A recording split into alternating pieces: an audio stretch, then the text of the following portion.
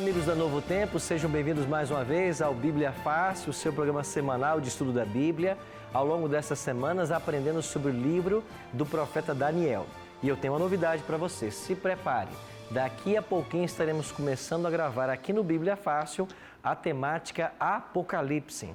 Nós já estamos preparando um material inédito, vamos analisar todos os 22 capítulos do Apocalipse e todos nós vamos nos surpreender com as revelações extraordinárias feitas a Deus, feitas por Deus a João e que miraculosamente foram registradas para a instrução do povo de Deus no tempo do fim. Hoje, chegamos então à última visão de Daniel. A partir de hoje, dessa semana, vamos estudar os capítulos 10, 11 e 12 e vamos compreender a quarta e última visão de Daniel. Reprisando, no capítulo 2 foi a primeira visão, o sonho de Nabucodonosor, do qual Daniel recebeu a interpretação. No capítulo 7 tivemos a visão dos 4 animais. No capítulo 8, a visão das 2.300 tardes e manhãs. E agora, capítulos 10, 11 e 12, a quarta e última visão, falando a respeito dos eventos do tempo do fim. E o tema de hoje vai falar justamente a respeito de Daniel no rio, junto ao rio Tigre. E no tema que hoje vamos estudar, nós vamos aprender como que o céu tinha interesse no retorno dos judeus para Jerusalém, para a reconstrução do santuário e quais as implicações que isso tinha para o povo de Deus naquele momento. Então, o tema de hoje será Daniel no rio Tigre. Como é hábito nosso, vamos orar antes de começar. Pai de amor, estamos reunidos mais uma vez para estudarmos a Tua Palavra. Suplicamos que o Teu bom e Santo Espírito se faça presente mais uma vez. Queremos ouvir a Tua voz, queremos ouvir os Teus ensinos. Por isso, abrimos o nosso coração ao Senhor. Abençoe os nossos convidados que estão aqui nesse auditório e esses que estão todos em casa, assistindo através da Novo Tempo. Que o Teu bom e Santo Espírito esteja presente com cada um deles e que nós possamos agora receber as lições que a Tua Palavra nos deseja ensinar. Em nome de Cristo nós te oramos. Amém. Vamos então para a quarta e última visão. Daniel 10, 11 e 12 trata do clímax da história terrestre e da segunda vinda de Cristo a esta terra para o estabelecimento do seu reino, que seria um reino eterno. Até aqui temos estudado 4 impérios mundiais: Babilônia, Medo-Pérsia, Grécia e Roma. O 5º reino a ser estabelecido, segundo o capítulo 2, verso 44, é o reino eterno de Cristo. Esse reino será estabelecido para todos sempre, e ele o será quando Jesus voltar a essa terra.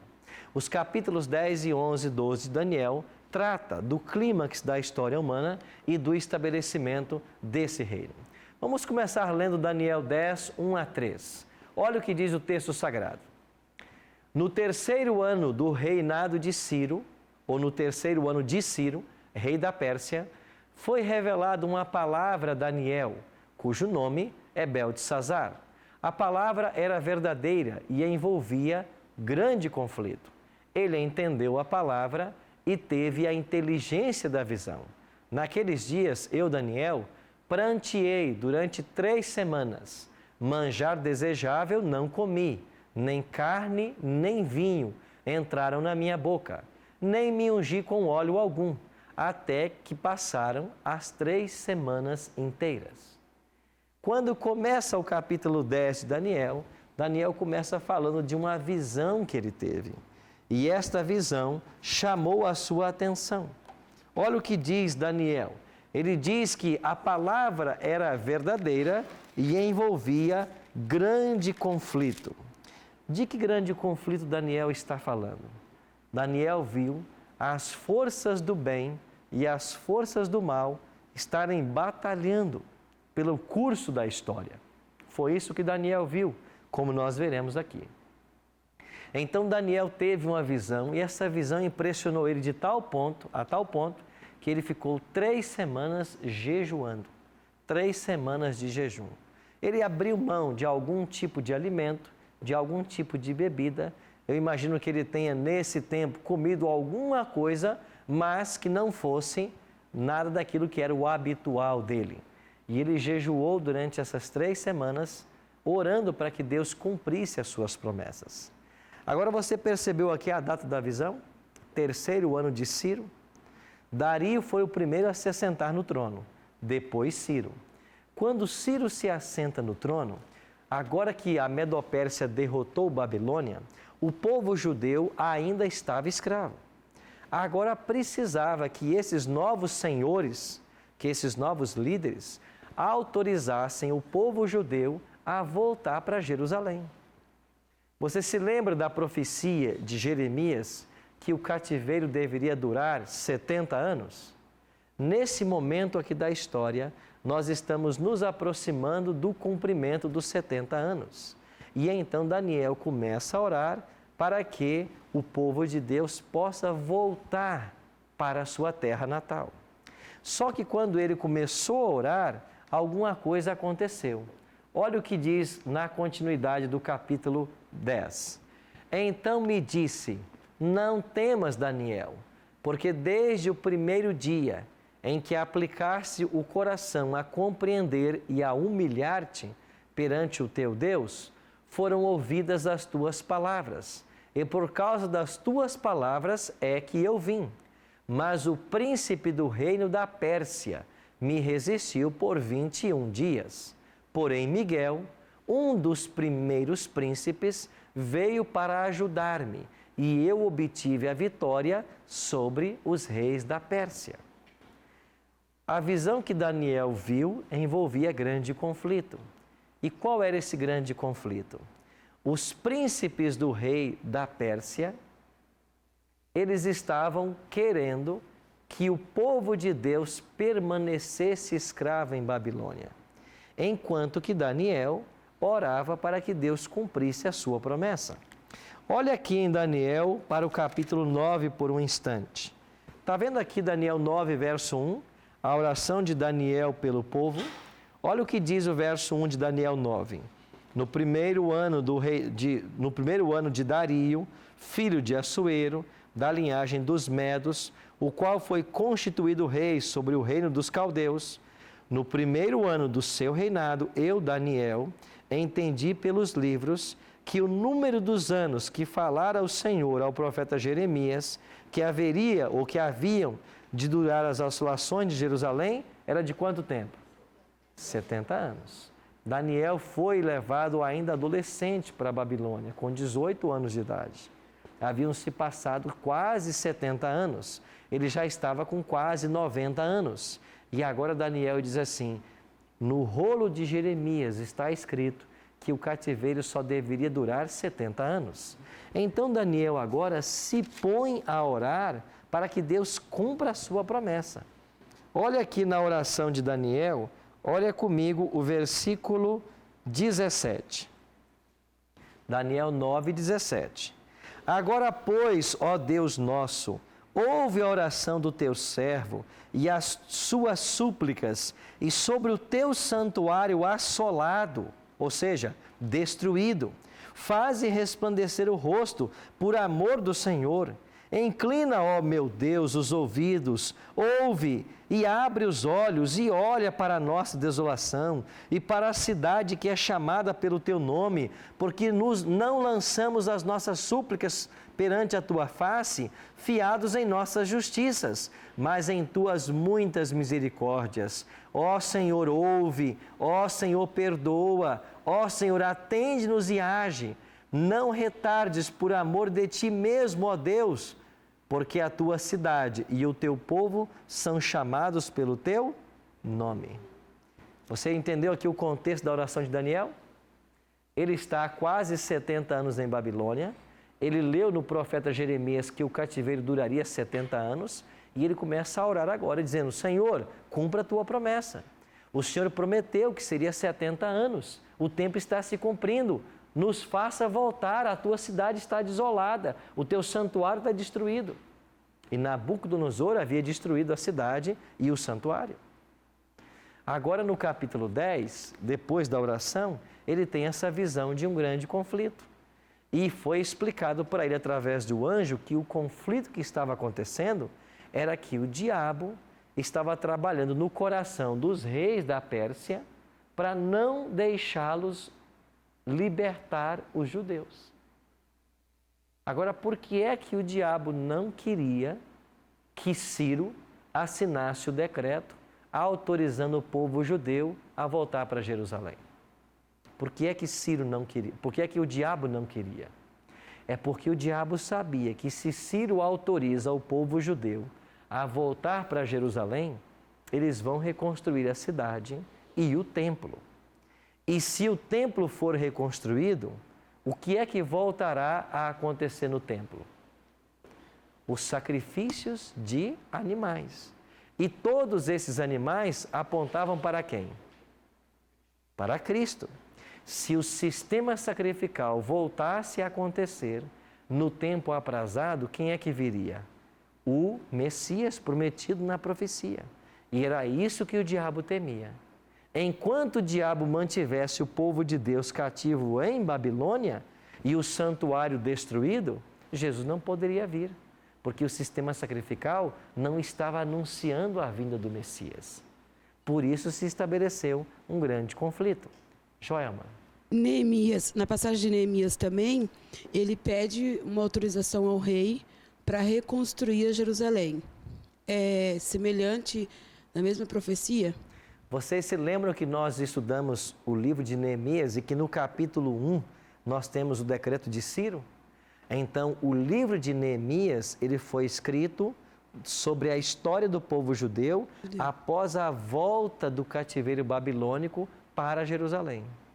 Então, são as cenas do retorno do povo para Jerusalém e da reconstrução da cidade e do templo, coisa que finalmente vai acontecer, como nós veremos agora. Obrigada. Ok?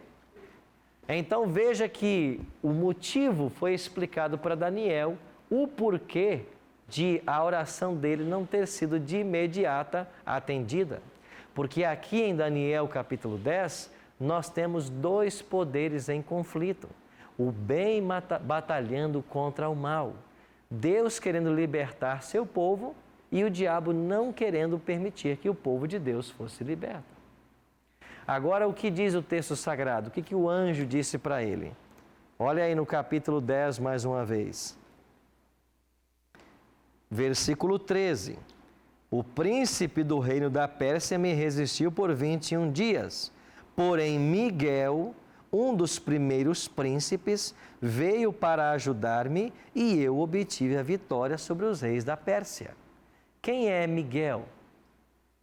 É Jesus, é Cristo. Aqui diz um dos primeiros príncipes. Jesus também é um príncipe. No capítulo 9, verso 24, ou verso 25, aí diz que se passariam 70 semanas, ou 7 semanas e 62 semanas, até que aparecesse o ungido, o príncipe. Cristo é chamado de príncipe na Bíblia, de primeiro dos príncipes, do príncipe Miguel, todas as vezes que ele vem à terra para batalhar por seu povo. É um título que ele usa quando ele enfrenta Satanás frente a frente. Você quer ver um outro exemplo disso? Abra a sua Bíblia em Apocalipse, capítulo 12. Apocalipse, capítulo 12. Olha o que diz o verso 7. Apocalipse 12, 7. Houve peleja no céu. Miguel e seus anjos pelejaram contra o dragão. Também pelejaram o dragão e seus anjos. Quem é o dragão na profecia? Satanás. Aqui quem é o contraste entre Satanás e seus anjos? Quem é que os enfrenta? É Miguel e seus anjos. Então Miguel é Cristo. Ele e os seus anjos enfrentam o dragão e seus anjos. Esta batalha de Apocalipse 12, ela aconteceu no céu, quando Lúcifer finalmente foi expulso e todos os anjos que aceitaram a ideia dele, a pregação dele. Mas veja que é um título que Jesus usa, é o próprio Cristo quem vai expulsar Satanás do céu. Sim, aqui. E por que ele usa Miguel? Jesus Cristo? Por que ele pegou Miguel? A expressão Miguel. Isso. A palavra Miguel quer dizer aquele que é semelhante a Deus, né? Então, o próprio título já diz da sua divindade. Miguel, grande príncipe. Miguel, aquele que é semelhante a Deus. Então, é um título que Jesus usa. De fato, Jesus não usou vários títulos. Ele não é chamado também de o príncipe da paz. Ele não é chamado de o leão da tribo de Judá. Ele não é chamado do cordeiro no Apocalipse. Ele não é chamado de o filho de Davi. Ele tem vários nomes, né? Esses são títulos. Agora tem nomes próprios. Elohim, El Shaddai, El Roi, El Sur, El Cancan. Então Deus tem vários nomes próprios. Mas além dos nomes, Ele tem vários títulos.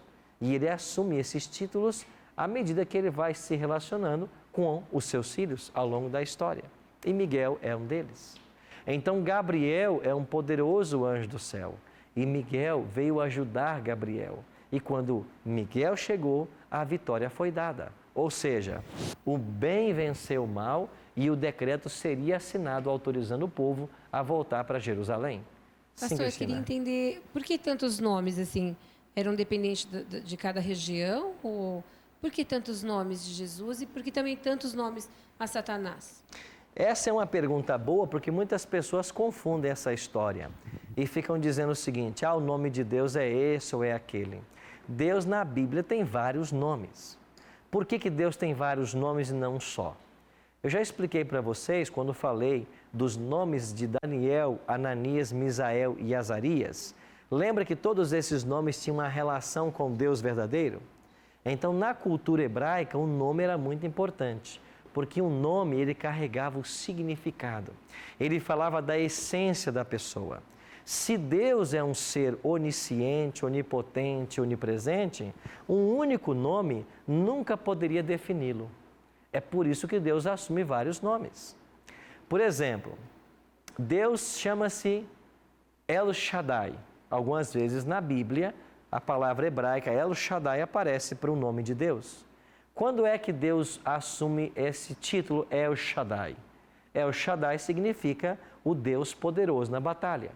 Então, quando Deus vai batalhar para o seu povo, Ele assume o título El Shaddai. Um outro nome para Deus é El Roi. El Roi significa o Deus que tudo vê. Quando a Bíblia chama Deus de El Roi?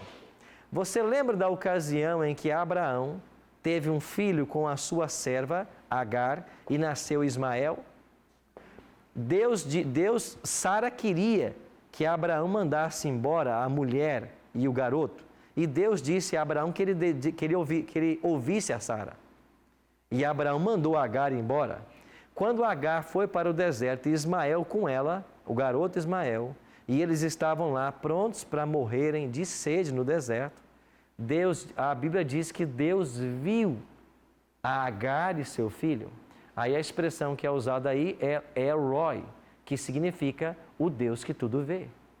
Então, ainda que ninguém estivesse vendo o sofrimento de Agar e seu filho, Deus estava. Aí o nome que aparece para Deus é El Roi, o Deus que tudo vê. Então, Deus vai usando nomes de acordo com as situações. Agora, Deus tem um nome que é mais usado na Bíblia. Qual é o nome bíblico mais usado para Deus? É Elohim. Elohim é plural de El. El é singular, Deus, e Elohim é plural. Então, se você quiser usar um nome para Deus, o que é mais frequente é Elohim. Deus tem um outro nome também. Quando ele enviou Moisés para levar o povo no deserto, Moisés perguntou assim: mas quando eu chegar lá no Egito e eles me perguntarem quem foi que te enviou, o que eu vou dizer para eles? Aí Deus disse para Moisés um outro nome que ele tem, que nós não sabemos pronunciar mais. Os judeus chamam esse nome de o tetragrama sagrado, porque são 4 letras apenas e são 4 consoantes. Porque, de fato, o alfabeto hebraico não tinha vogal. A vogal foi inserida muitos séculos depois pelos maçoretas. Então, essas 4 consoantes, a gente não sabe a pronúncia exata delas. pode ser Javé, pode ser Jeová, pode ser Yahweh, nós não sabemos. E por que não sabemos mais a pronúncia exata do tetragrama sagrado? Porque os judeus reverenciavam muito ao nome de Deus, e quando eles iam ler a Escritura, a Torá, e aparecia o tetragrama sagrado, eles não chamavam, eles não pronunciavam, eles diziam assim, Adonai. Com medo de pecar pronunciando o nome de Deus em vão, eles diziam Adonai. E Adonai é um outro nome de Deus, que quer dizer meu Senhor. Então, por que os judeus ficaram só falando Adonai toda vez que iam ler o tetragrama? Nós não sabemos ao certo a pronúncia dessas consoantes originalmente. Então, se alguém disser para você, não, o nome de Deus é Jeová, é Javé, é Yahweh, ninguém sabe ao certo. E Yehoshua, ninguém sabe ao certo. Porque a expressão, a fonética das 4 consoantes, ela se perdeu pelo desuso. Então, Deus não pode ser limitado em apenas um nome, porque Deus ele é completo. Por isso tem vários nomes. Ok? Voltando a Daniel, nós vamos perceber aqui em Daniel capítulo 10, que Deus vai levantar Ciro para derrotar Babilônia. E essa derrota aconteceu no ano 539. Nós já explicamos que depois que a Medo-Pérsia derrotou Babilônia, não foi Ciro quem sentou no trono, foi Dario. Depois veio Ciro. Então em Daniel 9 é mencionado que o profeta havia estudado os rolos. E nós lemos isso aqui em Daniel 9, 2. Daniel leu os rolos de Jeremias. E é no capítulo 25 de Jeremias, versos 11 e 12, que fala a respeito dos 70 anos. Então, quando Daniel fez essa descoberta, ele começou a orar para que Deus cumprisse a sua promessa. Se o cativeiro havia começado no ano 605 e haveriam de se passar 70 anos, então ele terminaria por volta do ano 536, 535. Nesse momento, Medo-Pérsia já dominava. É por isso que os reis envolvidos aqui são a Medo-Pérsia. Rafael? Assim como Daniel leu os rolos de Jeremias, onde ficavam esses rolos e, no caso, a Bíblia que já tinham escrito? Se Daniel viveu no 6º século antes de Cristo, todos os escritos precedentes a ele estavam disponíveis. Agora, os escritos do Antigo Testamento, como por exemplo de Moisés, Jeremias, Isaías, que já eram escritos, que já existiam, eles foram escritos em pergaminhos. O que era pergaminho? Pergaminho era a pele de um animal que se tirava, o couro do animal, se raspava esse couro e ali se escrevia. Depois se enrolava esse pergaminho e guardava em vasos de barro para preservar. Então havia nos tempos bíblicos uma profissão chamada copista. Qual era a profissão de um copista? Era pegar um pergaminho de um profeta e fazer várias cópias dele. Então o que havia nos dias de Daniel eram cópias de cópias de cópias do original. Então haviam vários rolos dos profetas e Daniel tinha acesso a alguns desses rolos. Pelo menos o de Jeremias a gente sabe com certeza que ele tinha acesso. Então os rolos foram espalhados. Haviam pessoas que copiavam esses rolos. Em tempos mais recentes surgiu o papiro. Papiro é uma planta ribeirinha, lá da Palestina também. Eles pegavam essa planta, faziam várias prensas, colocavam para secar exposta ao sol, e isso virava uma superfície lisa onde eles podiam escrever. Então, os escritos da Bíblia foram registrados em pergaminhos e papiros. As cartas do Novo Testamento, por exemplo, foram todas escritas em pergaminhos ou em papiros, essa planta. E ficavam guardados em um lugar só? Não, eles se guardavam em vários locais. Hoje, o que nós temos da Bíblia? Nós temos milhares de manuscritos, milhares de papiros e pergaminhos que foram sendo encontrados ao longo das eras. A descoberta mais recente que nós temos foram nas cavernas do Qumran. Por isso é chamada os manuscritos do Qumran. Lá nessa região do Qumran, achou-se numas cavernas vários vasos de barro e dentro deles vários manuscritos. Esses manuscritos foram achados e eles foram traduzidos e nós comparamos hoje com os atuais e a gente percebe que Deus miraculosamente foi preservando a Bíblia para que ela chegasse até os nossos dias. E você acha que podem existir mais manuscritos não achados ou não? Pode existir outros manuscritos, mas o que eles contêm é o mesmo que nós já temos na Bíblia, porque nós já temos, no Novo Testamento, eu creio que nós devemos ter mais de 2.000 manuscritos, e eles falam a mesma coisa sempre, com pequena divergência de uma palavra aqui ou ali. É por isso que pode se descobrir, mas não diferente do texto sagrado que nós já temos. E aí, o conflito terminou como? O povo de Deus voltou ou não no final dos 70 anos? Nós iremos para um breve intervalo e quando voltarmos, vamos ver o final da história do povo de Deus e o retorno para a cidade santa de Jerusalém. Já já estaremos de volta.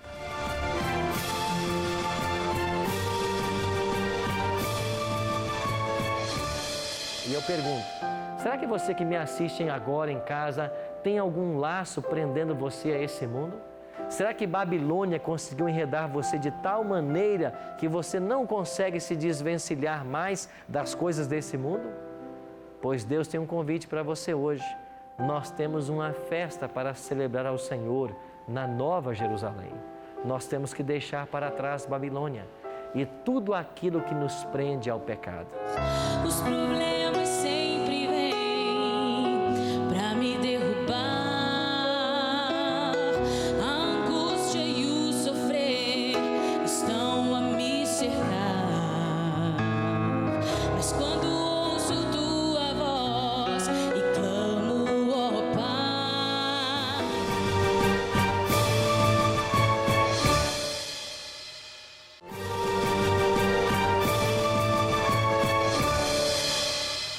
Estamos de volta com o programa Bíblia Fácil. Hoje demos início ao estudo da quarta e última visão do profeta Daniel.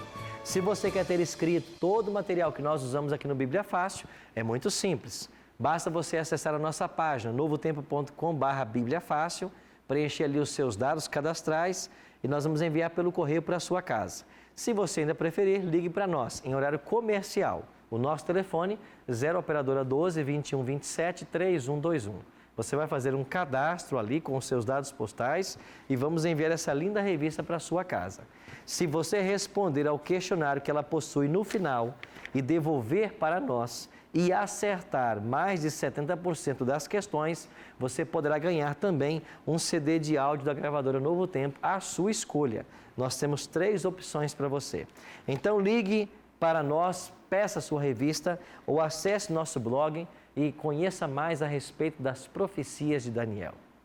Quando terminamos o primeiro bloco, falamos de um grande conflito. E enquanto Daniel orava para que Deus cumprisse a sua promessa, porque ele já estava em Babilônia há quase 70 anos, o príncipe do rei da Pérsia estava resistindo, não querendo autorizar o povo de Deus a voltar. Então o céu enviou Miguel, e nós vimos que Miguel representa Jesus Cristo. Quando Miguel foi enviado, finalmente o povo de Deus foi libertado. Então Daniel orou para que Deus cumprisse a sua promessa. Promessa qual? De reconstrução do santuário. Porque quando o povo de Deus foi cativo para a Babilônia, o profeta havia dito, vocês vão ficar 70 anos, mas vocês vão voltar, vocês vão reconstruir a cidade, vão reconstruir o santuário. E era isso que Daniel estava almejando. Pois bem, a vida do povo de Israel, ela estava centralizada no santuário. Por isso era tão importante a reconstrução do templo, do santuário. Deixa eu até mencionar para você brevemente quão importante que era o santuário para o povo de Israel. Para vocês terem uma ideia da centralidade do santuário para os israelitas, eles passavam entre festas cerimoniais e sábados 91 dias por ano no santuário. 91 dias. O livro, ou Pentateuco, que são os primeiros 5 escritos de Moisés, contém 40 capítulos só sobre o santuário. Há no Antigo Testamento, fora o Pentateuco, mais 40 capítulos falando do santuário. O santuário empregava 36 mil israelitas. Ou seja, tudo em Israel era voltado para o santuário. E agora o santuário estava desolado. Não é esse templo que Moisés construiu, Porque nós já estamos falando de um período em que Salomão havia construído o templo. Mas esse templo construído por Salomão fora destruído por Nabucodonosor. E Daniel começa a orar para que Deus então cumpra a sua promessa. Agora, por que é que o diabo não queria que o povo de Deus voltasse? Porque os sacrifícios do Antigo Testamento, eles apontavam para Jesus Cristo. E o diabo sabia que se o povo voltasse, reconstruísse a cidade, o santuário, voltasse a sacrificar, no tempo aprazado o Messias viria. E o grande medo do diabo era esse. O diabo sabia pelas profecias que o Filho de Deus haveria de nascer de uma virgem, que haveria de se encarnar, mas isso para ele era ainda um mistério. E ele temia a chegada do homem, do Filho de Deus, porque seria a sua derrota. Então ele tentou impedir ao máximo que o povo de Deus voltasse. Mas depois de um grande conflito, o povo de Deus finalmente volta. E quando o povo de Deus volta, num tempo difícil, eles reconstroem a cidade e o templo.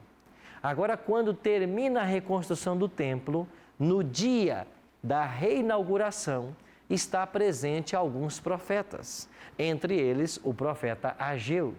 E ele fará uma profecia que está registrada no seu livro, no capítulo 2.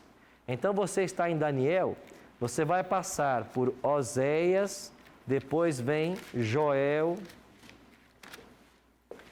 e vamos passando até chegarmos no profeta Ageu, que é um livro bem pequenininho, no final do Velho Testamento. Antes de Zacarias, você tem Ageu, Zacarias e Malaquias. Página 621. Página 621. Olha a profecia feita por Ageu no dia da reinauguração do templo. Antes ele se chamava o Templo de Salomão. E a partir desse momento, ele será conhecido como o Templo de Zorobabel. Porque Zorobabel era o governador da Judéia por ocasião da reconstrução. Ageu diz assim, capítulo 2, verso 7. Farei abalar todas as nações, e as coisas preciosas de todas as nações virão. E encherei de glória esta casa, diz o Senhor dos Exércitos. Minha é a prata, meu é o ouro, diz o Senhor dos Exércitos. A glória desta última casa será maior do que a primeira, diz o Senhor dos Exércitos. E neste lugar darei a paz, diz o Senhor dos Exércitos. Sabe o que significa essa expressão do profeta? A glória desta última casa, o templo reformado, de Zorobabel, será maior do que a glória da primeira, o templo de Salomão, porque neste lugar darei a paz. Algumas versões dizem assim, porque nesta casa pisará o desejado de todas as nações. Ou seja, nesta casa virá o Messias. Ele vai pisar nesse templo. E quando Jesus nasce e vai visitar o templo, é esse templo que ele visita. E a profecia de Ageu se cumpriu exatamente. Rafael? Daniel voltou com eles ou Daniel ficou lá? Daniel, já avançado em idade, não volta. Ele fica e morre em Babilônia. Em Esdras, capítulo 2, você tem a listagem de todos os judeus que voltaram nessa primeira volta. E o nome de Daniel não aparece. Ele fica e morre em Babilônia. Mas a promessa do Messias foi feita e a promessa se cumpriu. No tempo aprazado, diz a Bíblia. Olha o que diz Gálatas 4:4. No finalzinho do Novo Testamento. Gálatas capítulo 4, verso 4. Página 156. Finalzinho da Bíblia, página 156. Gálatas capítulo 4, verso 4. Olha o que diz o apóstolo Paulo sobre a promessa da vinda do Messias. Vindo a plenitude dos tempos, Deus enviou seu Filho, nascido de mulher, nascido sob a lei. Na plenitude dos tempos, Cristo veio. O que quer dizer aqui a expressão plenitude dos tempos? No momento marcado, para cumprir a profecia, no momento exato, o anjo vem e diz para a Virgem Maria: você vai dar à luz a uma criança. E quem é esse anjo que veio trazer a notícia para Maria? Gabriel. A Bíblia menciona que é o anjo Gabriel. Então veja, Gabriel está com Daniel e ele diz assim para Daniel: olha, eu vim responder a tua oração, mas o príncipe do rei da Pérsia me resistiu. Mas vocês vão voltar finalmente para a terra. O templo será construído, será reformado. E aí vem a profecia de Ageu: no tempo aprazado virá o desejado de todas as nações. E Gabriel então espera cerca de 600 anos. E depois de 600 anos, esse mesmo anjo que estava com Daniel vai agora buscar uma virgem e vai dizer para ela: olha, você vai ser mãe de um garoto. Ele será fruto do Espírito Santo. Você percebe a importância do papel dos anjos na história humana? O anjo esperou 600 anos para dar essa notícia. Mas agora, na plenitude dos tempos, diz Paulo, nasce o bebê. Deus se fez homem e Cristo veio cumprir a sua promessa. Todos os sacrifícios mostravam que Jesus viria. E agora, na plenitude dos tempos, Jesus veio. Para quê? Para trazer vida e vida eterna. É por isso, meus amigos, que Cristo é o centro da profecia. E o diabo sabia que a vinda do Messias seria finalmente a sua derrota. O que é que fez o diabo ao saber do nascimento de Cristo? Tentou matar o garoto. Você lembra que o diabo usou Herodes para matar todas as crianças de 2 anos abaixo? O diabo esperava com isso matar o bebê Jesus, matar o garoto. E desde o nascimento, o diabo sempre tentou matar o Filho de Deus ou levá-lo ao pecado. Rafael. Mas o diabo tentou mesmo assim, sabendo que ele ia perder, conforme já foi escrito na Bíblia? Sim, o diabo é um inimigo vencido e que luta desesperado porque a sua causa é perdida. Só que há um detalhe: quando o Filho de Deus se encarna, o Filho de Deus até a sua morte passaria por uma existência. E segundo as profecias, ele seria batizado com 30 anos e morreria com 33. Então esse era o tempo que o diabo tinha para tentar frustrar os planos de Deus. E como que o diabo poderia frustrar os planos de Deus?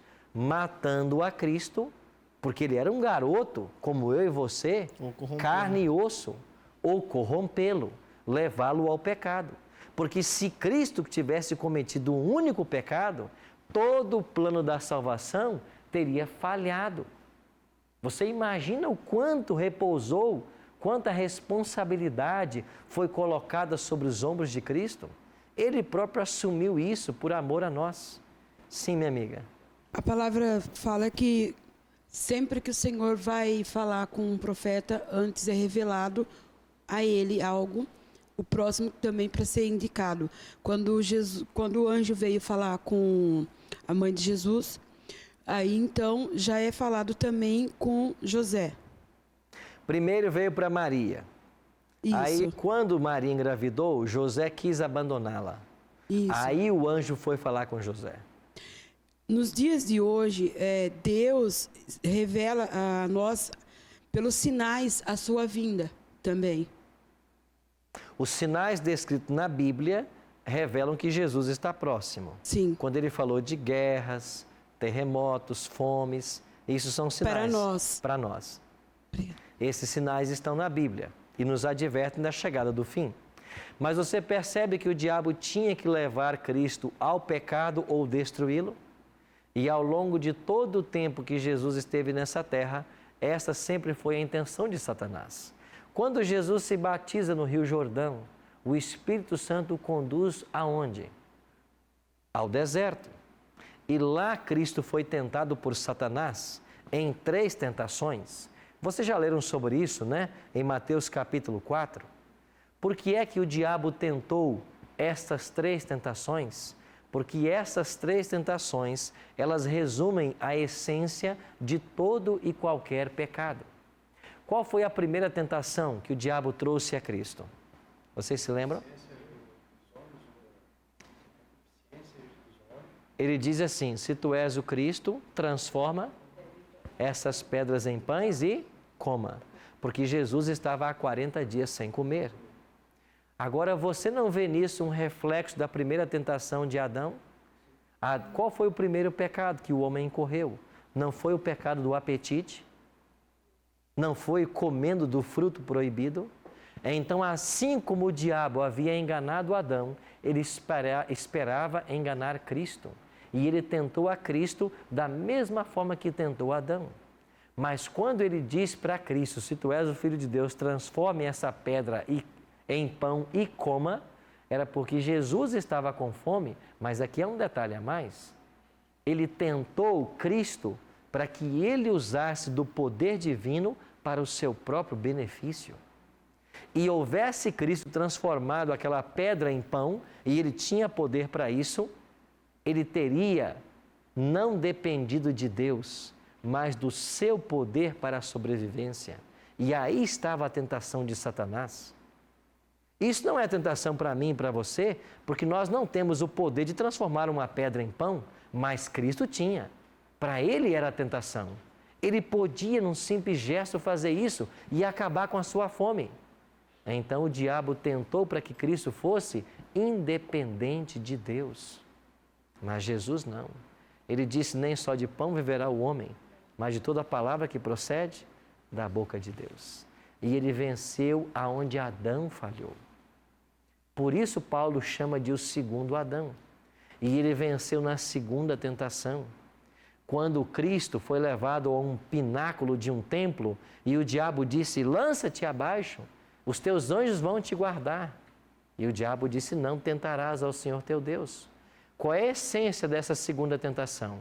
Se a primeira tentação era usar o seu próprio poder para benefício próprio, agora era a presunção de tentar a Deus, no sentido de pôr em risco a sua vida, achando que Deus vai poupá-lo, que Deus vai salvá-lo, colocando a vida inutilmente em risco. E a terceira tentação? Essa foi a maior de todas, porque Satanás prometeu entregar para Cristo toda a humanidade de volta, todos os reinos do mundo, se tão somente Cristo o adorasse. E aqui revelou-se o caráter de Satanás, aquele que sempre quis ser adorado no lugar de Deus. E o que é que Cristo respondeu para ele? Ao Senhor teu Deus adorarás e somente a Ele prestarás culto.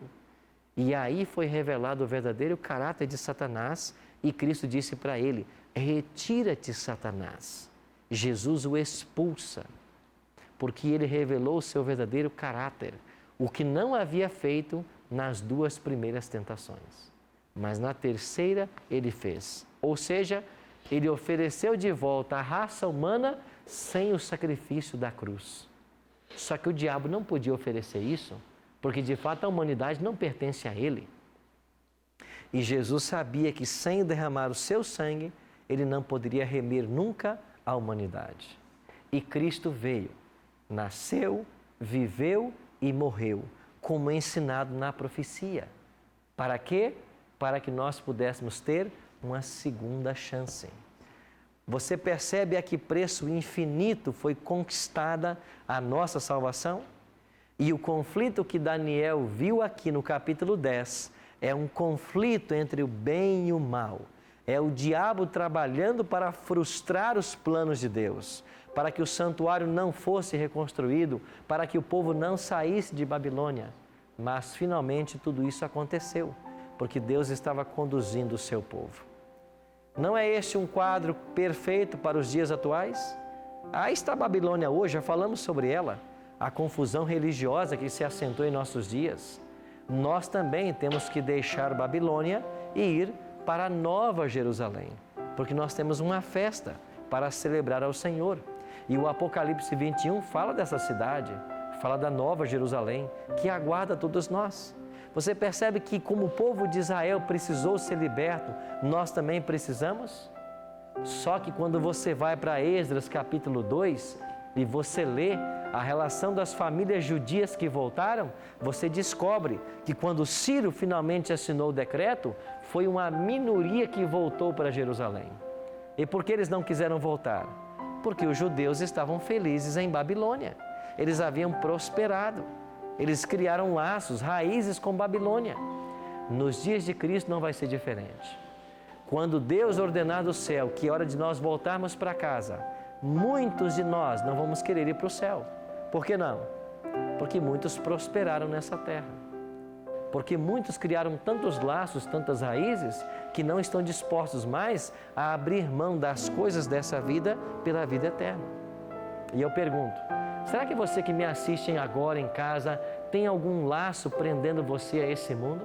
Será que Babilônia conseguiu enredar você de tal maneira que você não consegue se desvencilhar mais das coisas desse mundo? Pois Deus tem um convite para você hoje. Nós temos uma festa para celebrar ao Senhor na Nova Jerusalém. Nós temos que deixar para trás Babilônia e tudo aquilo que nos prende ao pecado. Por isso, enquanto você ouvir agora esta canção, eu queria convidar você a abrir o seu coração à influência de Cristo, do Espírito Santo, e pedir que Ele liberte você completamente para que você possa servi-lo. Pense nisso enquanto ouviremos essa canção.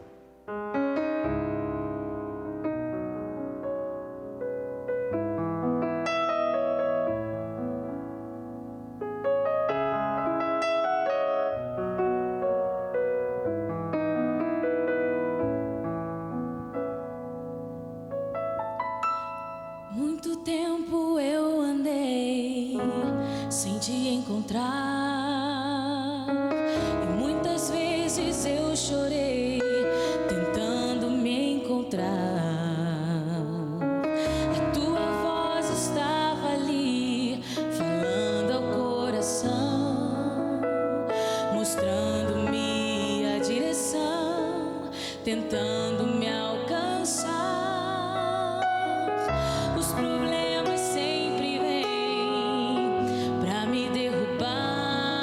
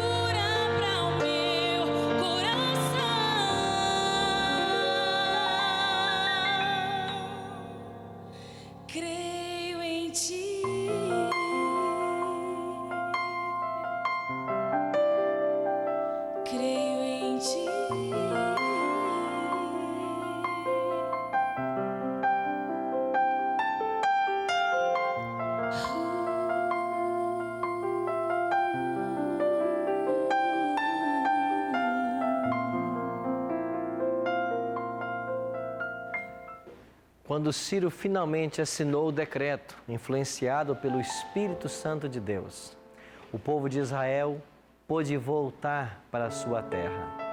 Enquanto eles caminharam de volta, eles escreveram um salmo, o Salmo 126 da Bíblia. E eles escreveram assim: quando o Senhor restaurou a sorte de Sião, ficamos como quem sonha. Então a nossa boca se encheu de riso e a nossa língua de júbilo. E entre as nações se dizia: grandes coisas fez o Senhor Deus por eles. Com efeito, grandes coisas fez o Senhor por nós, por isso estamos alegres. Restaura, Senhor, a nossa sorte como as torrentes do Neguebe.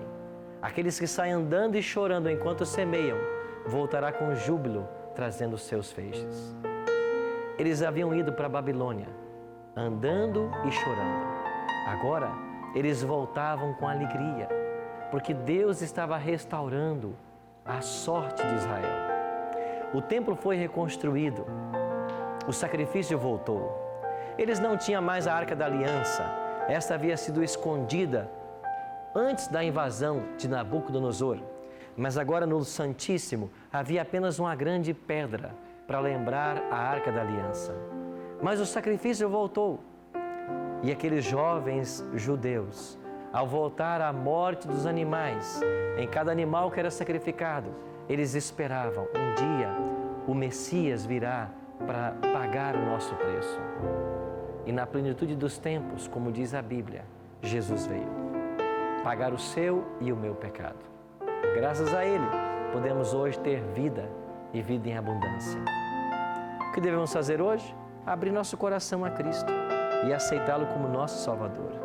Porque se Ele for o Senhor da minha vida, nós vamos experimentar as alegrias que a palavra de Deus reserva para todos nós. Se Ele for o Senhor da minha vida, se a minha vida for pautada pelos seus ensinos, nós vamos, diz a Bíblia, nós vamos comer o melhor dessa terra e vamos cavalgar sobre os altos da terra, porque a boca do Senhor o disse. Deus tem o melhor reservado para todos nós, mas nós precisamos abrir nosso coração e deixar que Ele seja o Senhor das nossas vidas. Vamos fazer isso agora? Feche os seus olhos, ore comigo. Pai, obrigado porque no momento aprazado o Senhor veio trazer salvação para todos nós. Obrigado porque aquela cruz era a nossa cruz. Aquela morte era a nossa morte. Mas maravilha das maravilhas, o justo morre para que o pecador viva. E nós hoje podemos ter vida e vida em abundância. Aceite a nossa entrega. Aceite o nosso coração. É tudo que nós temos para oferecer. Toma-o como ele está. Transforma-o de um coração de pedra num coração de carne, sensível à influência do Teu Espírito. A nossa vida é Tua. Nós queremos Te entregar nossos pensamentos, nossas palavras, nossos atos. Prepara-nos para a Tua volta. Em nome de Cristo te oramos. Amém. Obrigado, amigo, pela sua companhia no Bíblia Fácil de hoje. Semana que vem estaremos juntos e vamos aprender um tema extraordinário do capítulo 12. Eu espero por você. Que Deus o abençoe.